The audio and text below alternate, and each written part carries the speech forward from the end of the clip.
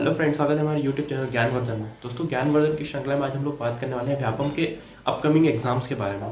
तो दोस्तों, अभी जैसे कि ग्रुप 2 सब ग्रुप 4 और कृषि ग्रामीण विस्तार अधिकारी के कुछ एग्जाम्स के नोटिफिकेशंस आए हैं और जो भी अभी जेल प्रहरी का एग्जाम होने वाला है।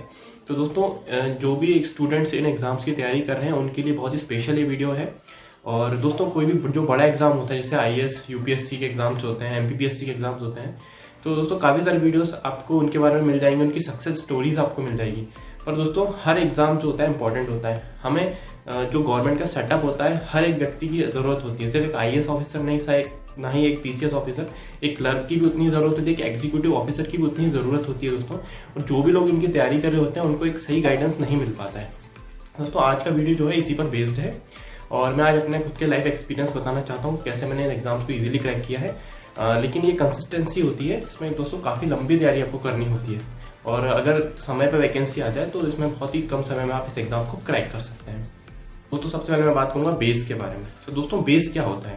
दोस्तों, बेस की जो शुरुआत होती है वो बहुत पहले से हो जाती है। जब हम स्कूल या कॉलेज में होते हैं तो जो हमारा सब्जेक्ट रहता है, सपोज कि अगर किसी ने मैथ साइंस लिया हुआ है, किसी ने अगर कॉमर्स लिया हुआ है, तो दोस्तों कुछ एक परसेंटेज, मतलब 100 में से अगर आप 2 to 3-5% जो आप निकालेंगे तो वो लगभग आपका बेस क्रिएट करता है। सपोज मैं मैथ्स का स्टूडेंट था तो मेरी मैथ्स काफ़ी अच्छी थी और मैथ्स अच्छी थी तो मेरी रीजनिंग एबिलिटी भी काफ़ी अच्छी हो गई थी। तो कोई भी एग्जाम्स जो होता था, चाहे वो SSC हो चाहे रेलवे हो, जो भी मैं अटैम्प्ट करता था साथ में, तो मुझे मैथ्स रीजनिंग में कोई खास प्रॉब्लम नहीं होती थी। इवन कोचिंग वगैरह भी मैंने ज्वाइन करी थी तो वहाँ मुझे समझने में और जो मल्टीपल टाइप के क्वेश्चन होते हैं वो मैं ईजिली सॉल्व कर पाता था। तो दोस्तों, जब हम 11th-12th में अपना कोई सब्जेक्ट चूज करते हैं तो हमारे माइंड में अगर पहले से ही क्लियर है कि हमें किस फील्ड में जाना है तो ये बेस बनाने में काफ़ी आसानी हो जाती है। अदरवाइज कोई भी स्टूडेंट जो है, आजकल का जो कॉम्पिटिशन एग्जाम का सिलेबस है वो इजीली ग्रैब कर सकता है, बस ये कि बेस जो होता है थोड़ा सा मेंटेन करने में समय लगता है। नेक्स्ट, जब हम ग्रेजुएशन कर रहे होते हैं या कॉलेज में आते हैं तो दोस्तों उस दौरान हमने जो सब्जेक्ट्स लिए होते हैं, सपोज अगर किसी ने BA किया हो, जो कि जनरली बहुत कम करते हैं, कल्चर ऑफ आर्ट्स, तो उसमें क्या होता है दोस्तों, जो जनरल अवेयरनेस, जनरल नॉलेज के जो सब्जेक्ट्स होते हैं, जनरल स्टडीज़ के जो सब्जेक्ट्स होते हैं वो काफ़ी सारे कवर हो जाते हैं। तो उससे हमारा एक बेस क्रिएट हो जाता है। अगर आपने उसी ड्यूरेशन में अगर NCERT की बुक्स पढ़ ली, एक स्टोरी की तरह आपने अगर पढ़ ली है, तो वो आपको काफ़ी हेल्पफुल होंगे आने वाले एग्जाम्स जो कि बेस्ड होते हैं GK पे। तो आप इजीली तो नहीं, बट आपका एक बेस क्रिएट हो जाएगा दोस्तों। उसके बाद दोस्तों, मैंने DCA का कोर्स किया हुआ था, तो डिप्लोमा इन कंप्यूटर एप्लीकेशन। तो जो मेरा बेसिक कंप्यूटर के जो क्वेश्चंस थे, थोड़ा बहुत प्रैक्टिकल मैंने वहाँ किया हुआ था।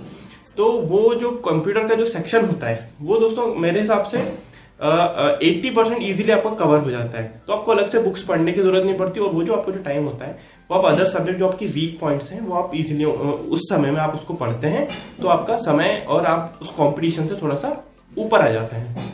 नेक्स्ट दोस्तों, मैंने एक शॉर्ट टर्म हार्डवेयर नेटवर्किंग का कोर्स किया हुआ था। तो दोस्तों, उसमें मैंने बहुत ज़्यादा तो नहीं सीखा, बट बहुत ऐसी चीज़ें सीखी जो मुझे शायद सॉफ्टवेयर लाइन में मुझे सीखने को नहीं मिलती। तो कुछ एक क्वेश्चंस जो होते हैं कभी कभी उस सेक्टर से भी कवर हो जाते हैं। तो एक बेनिफिट ये होता है कि अगर आप 150 मार्क्स ला रहे हैं आउट ऑफ 200 और कट ऑफ अगर 150 to 155 जा रहा है, तो आप 1-2 मार्क्स जो होते हैं वो आपके डिसाइडिंग मार्क्स होते हैं दोस्तों, आपकी मेरिट और वेटिंग लिस्ट का बहुत बड़ा हिस्सा बन जाते हैं। नेक्स्ट दोस्तों, उसके साथ साथ मैं कुछ इंग्लिश कोचिंग भी जाता था, मैंने अपनी स्पोकन पे भी थोड़ा वर्क किया था। उसके साथ साथ मेरी ग्रामर भी, क्योंकि हम कॉम्पिटिशन एग्जाम की तैयारी करते हैं तो हमें मेन ग्रामर पे हमारा फोकस होता है। तो ग्रामर जो है मैं दोस्तों मेरी उससे कवर हो गई थी। तो एक इंग्लिश का एक सेक्शन का मेरा थोड़ा कवर हो गया। SSC और बैंक के कंसिस्टेंटली मैं एग्जाम दे रहा था, तो मेरे को जो मेरा जो बेस था इंग्लिश का वो भी थोड़ा सा बनता जा रहा था, क्योंकि मैं एक हिंदी मीडियम से बिलोंग करता हूँ दोस्तों। और बहुत प्रॉब्लम जाती है जब हम English subject as a competition exam में चूज करते हैं, तो बहुत प्रॉब्लम होती है। लेकिन धीरे धीरे आपका जब बेस बनता जाता है तो कोई भी स्टूडेंट दोस्तों, और इंग्लिश कोई भी ऐसा सब्जेक्ट नहीं है जो मतलब टफ हो, वो एक लैंग्वेज है। अगर हम उसे एक लैंग्वेज की तरह लेंगे, जैसे हम हिंदी भाषा बोलते हैं, वैसे आपकी इंग्लिश धीरे धीरे ग्रो करती जाएगी। पर ऐसा भी नहीं करना है दोस्तों कि हम उसमें PhD कर डालें। काफ़ी लोगों को मैंने देखा है जो इंग्लिश की तैयारी कर रहे होते हैं वो इतना उसमें तल्लीन हो जाते हैं, इतना उसमें इन्वॉल्व हो जाते हैं कि मतलब पूरा समय अपना इंग्लिश लैंग्वेज में दे देते हैं और फिर बाकी सब्जेक्ट उनके कवर नहीं हो पाते। उससे नतीजा ये होता है दोस्तों कि इंग्लिश एक मतलब अगर आप 200 का अगर कोई एग्जाम है व्यापम का, PEB का, तो बहुत छोटा सा पोर्शन होता है, 20-30 मार्क्स का वो होता है। तो हम उसमें ज़्यादा अगर एफर्ट लगा देंगे तो हमारे बाकी सब्जेक्ट पिछड़ जाएंगे दोस्तों। नेक्स्ट हम लोग बात करें दोस्तों हिंदी सब्जेक्ट के बारे में।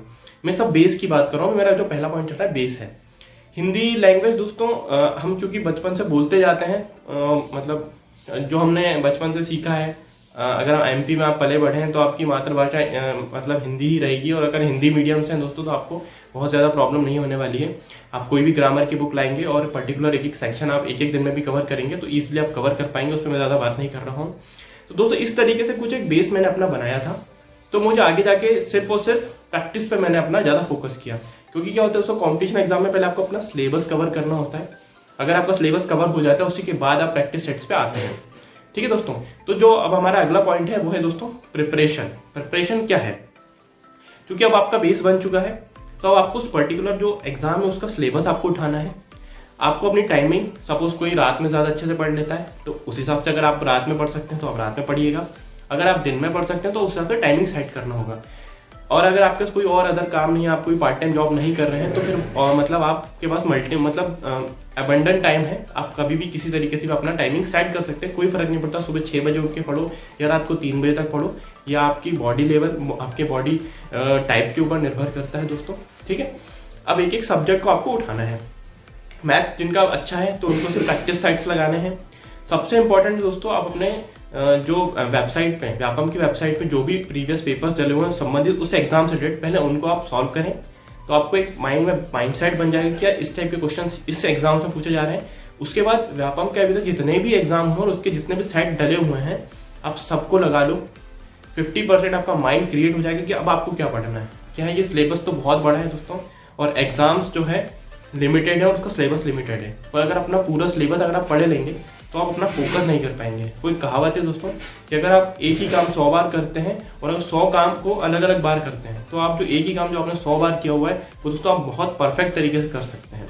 तो परफेक्ट होना कोई बहुत बड़ी बात नहीं, कोई भी चीज़ आप लगातार करेंगे तो मूर्ख व्यक्ति जो भी होता है वो इंटेलिजेंट इंसान बन जाता है। तो नेक्स्ट दोस्तों हम लोग बात करने वाले, हमारा अगला पॉइंट है कंसिस्टेंसी। दोस्तों कंसिस्टेंसी क्या है, अगर आपने तैयारी करी, मेरे साथ भी कई बार ऐसा हुआ है कि मैंने तैयारी स्टार्ट करी, 2-3 दिन कंटिन्यूसली तैयारी करी और फिर क्या होता है, अपना कॉन्फिडेंस, मॉरल डाउन हो जाता है। क्योंकि अगर वैकेंसी नहीं आ रही है, आप किसी क्वेश्चन में अटक गए, कोई सिलेबस आप कवर नहीं कर पा रहे हैं तो आप उस सब्जेक्ट को छोड़ देते हैं। सपोज मैथ्स में क्या अटक गए तो मैथ्स को आप साइड में रख देते हैं। दोस्तों कंसिस्टेंसी बहुत ज़रूरी है। अगर आप किसी सिलेबस, किसी सब्जेक्ट, किसी चैप्टर में अटक गए हैं उसको क्लियर कीजिए। कोई भी जो है रास्ते में अगर आपके पत्थर आ जाता है तो आप, ऐसा तो होता नहीं है कि आप बगल से निकल के चले जाते हैं, है ना। आपको या तो अगर कोई बड़ा पत्थर है, छोटा हो तो आप तो ऊपर से निकल जाएंगे, साइड से निकल जाएंगे ना, लेकिन आपको उसको हटाना है। मैथ्स का कोई टॉपिक नहीं बन रहा, उसको क्लियर कर लीजिए। हो सकता है कि वही एक क्वेश्चन अगर उस चैप्टर से आ गया और आपका सिलेक्शन अगर सिर्फ 1 नंबर से रह गया तो आपको बहुत ज़्यादा दुख होगा दोस्तों, क्योंकि वैकेंसी जो होती है बार बार नहीं आती है। अभी पिछले 2-3 सालों से काफ़ी मतलब वैकेंसी का मतलब एक सूखा सा आ गया है। तो और जब वैकेंसीज आती है तो मतलब 1, 2, 3 आती जाती हैं और फिर हम जो हमारे वीक पॉइंट्स होते हैं वो हमेशा आगे आते जाते हैं, वो तो हम हटाते नहीं हैं। तो उनसे हमारा ये होता है दोस्तों कि सिलेक्शन होने में 2 या 3 नंबर रह जाते हैं। काफ़ी लोगों से मैंने सुना हुआ है कि मेरे सिर्फ 2 नंबर 3 नंबर से ही मैं रह जाता हूँ। तो दोस्तों हमें उन वीक पॉइंट्स को ही कवर करना है। तो कंसिस्टेंसी तो ये है कि आप जो भी सिलेबस पढ़ रहे हो उसको कंसिस्टेंटली करते रहिए। दोस्तों नेक्स्ट पॉइंट है हमारा टाइम मैनेजमेंट। तो टाइम मैनेजमेंट की तो आपने कई सारी वीडियोस यूट्यूब पर देखी होंगी और हर कोई टाइम मैनेजमेंट के बारे में बात करता है। टाइम मैनेजमेंट बहुत बड़ी चीज़ नहीं है दोस्तों, आप बस अपना टाइम एक सेट कर लीजिए कि आपको इस सब्जेक्ट में इतना टाइम ही देना है, इस सब्जेक्ट में इतना टाइम देना है बस। और कंसिस्टेंसी प्लस टाइम मैनेजमेंट इसको इक्वली रखिए। बाकी सबका टाइम मैनेजमेंट अलग हो सकता है और ये कोई भी 100% फैक्ट है ही नहीं कि कोई मुझे बोले कि मैं 10 घंटे पढ़ता हूँ, 8 घंटे पढ़ता हूँ, सब बकवास है दोस्तों। अपने हिसाब से अपनी क्षमता के हिसाब से टाइम सेट कर लो। 2 घंटे भी पढ़ोगे तो सफिशिएंट है, नहीं तो 10 घंटे पढ़ लोगे तो कुछ नहीं होगा। थोड़ा थोड़ा करके इंटरेस्ट डेवलप करना पड़ेगा सिलेबस में, धीरे धीरे आप उसको पढ़ते जाओ, कंसिस्टेंसी बनती जाएगी और टाइम मैनेजमेंट होता जाएगा। नेक्स्ट है दोस्तों ऑब्जर्वेशन। अब ऑब्जर्वेशन क्या होता है दोस्तों, जब भी आप कोई एग्जाम अटैम्प्ट करते हैं, कोई भी कॉम्पिटिशन एग्जाम हो, उसको ऑब्जर्व कीजिए कि किन किन चीज़ों में हम लोगों ने मतलब वीकनेस हमारी है, क्या क्या हमने क्वेश्चन छोड़े हैं और क्या प्रॉब्लम गई थी। प्लस प्रीवियस क्वेश्चन के पेपर हम लोग लगाते हैं, उनको ऑब्जर्व करो कि किन किन सेक्शन में हमें प्रॉब्लम जा रही है। धीरे धीरे करके आप जिन जिन सेक्शंस को अपनी वीकनेस से अपना स्ट्रॉन्ग पॉइंट बनाते जाएंगे। तो दोस्तों ऑब्जर्वेशन का ये एक फायदा है कि आप जितने एग्जाम देते जाएंगे उतना ऑब्जर्वेशन आपका बढ़ता जाएगा। तो कई बार ये होता है कि हम सोचते हैं कि जब तक हम पूरी तैयारी नहीं कर लेंगे तब तक एग्जाम्स अटैम्प्ट नहीं करेंगे। दोस्तों ये बिल्कुल गलत है। जितना हो सके आप एग्जाम्स अटैम्प्ट कीजिए, ओरिजिनल एग्जाम्स अटैम्प्ट कीजिए। प्रैक्टिस सेट अपनी जगह, लेकिन आप एक एग्जाम हॉल में बैठ के आप एग्जाम देते हैं तो जो एक एक्सपीरियंस आपको मिलता है वो बहुत ही ज़्यादा इंपॉर्टेंट होता है। चलिए दोस्तों, अब नेक्स्ट टॉपिक है हमारा सक्सेस। सो दोस्तों, अब सक्सेस क्या होगी? जब अल्टीमेटली इन सारे 5 पॉइंट को हम लोगों ने कवर कर लिया है, धीरे धीरे 4-5 बार हमने उसको रिपीटेशन कर लिया है, ठीक है, 1 बार नहीं, 2 बार नहीं, 3 बार नहीं, तो अल्टीमेटली जब आप बैक टू बैक एग्जाम देते हैं इन सब चीज़ों को कवर करते हुए, तो दोस्तों यू विल सी कि हाँ, मेरा ये नाम हर बार हर एग्जाम के मेरिट में आ रहा है। और ये दोस्तों एकदम 100% प्रूफ है, ये मेरे साथ हुआ है।